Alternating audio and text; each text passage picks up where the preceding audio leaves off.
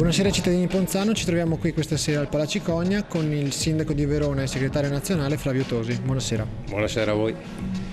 Subito una domanda di politica. La sinistra ha riconfermato Bersani. Berlusconi invece ha deciso che il Popolo della Libertà vuole che lui si ricandidi. Lei pensa di essere un'alternativa giovane della politica italiana? No, non sono scenari diversi.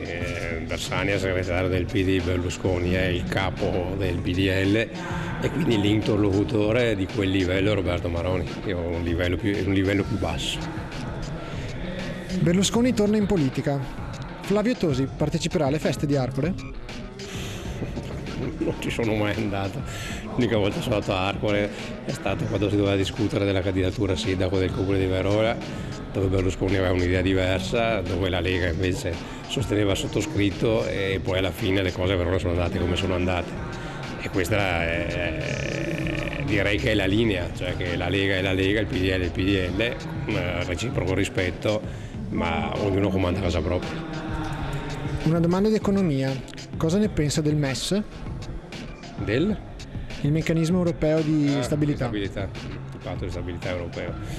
Ma che alla fine noi in Europa siamo uno Stato debole, che comandano Francia e Germania, che è normale che loro facciano i loro interessi.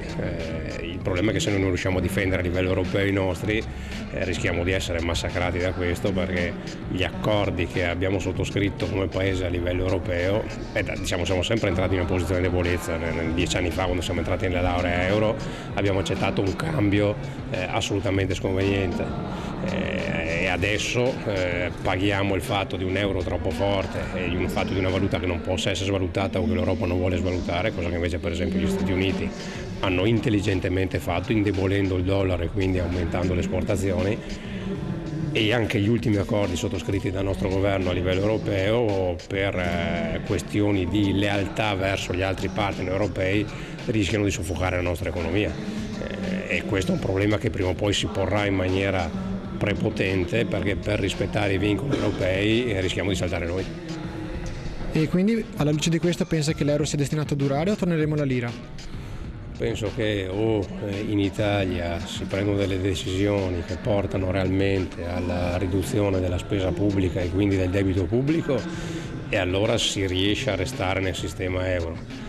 Altrimenti l'Italia non avrà la capacità di restarci, perché abbiamo un'economia, noi siamo un paese con il PIL che scende e con il debito pubblico che sale, e quindi un paese che continua su questa china va al fallimento. Siccome non si può incidere sulla valuta, perché la valuta è bloccata da altri meccanismi, l'unico modo è avere una leva interna sulla spesa pubblica. Se non si fa quello, salta l'Italia, salta l'euro. E per aiutare i comuni in difficoltà, crede sia meglio un'unione, una fusione tra comuni, o lasciare tutto com'è? Allora, i comuni già da soli, senza imposizioni dall'alto, per vincoli di bilancio, per difficoltà che incontrano, mettono già assieme servizi, personale, lo fanno in maniera spontanea, l'hanno già fatto da anni nel nostro Veneto.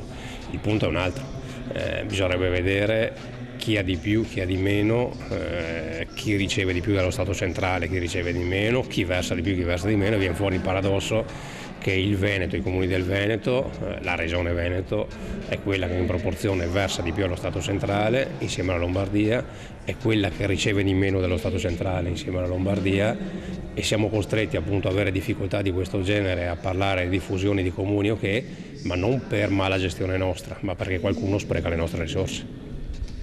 E invece una domanda da parte dei nostri utenti: come mai, nonostante da diversi anni siate al governo di maggioranza con il PDL, non siete riusciti a raggiungere alcuni dei vostri obiettivi, quali ad esempio il federalismo?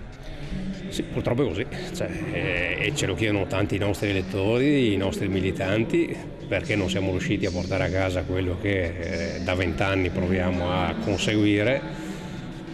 E quindi dobbiamo ammettere che probabilmente i percorsi che abbiamo provato per ottenere un minimo di autonomia e di federalismo non sono stati quelli giusti, perché anche negli ultimi anni del governo Berlusconi, negli ultimi 3 anni e mezzo, è chiaro che noi spingevamo in una certa direzione, che era quella delle riforme del federalismo, e all'interno del PDL, non tutto il PDL, ma all'interno del PDL c'era qualcuno che ha tirato indietro fino al punto tale da far saltare il governo.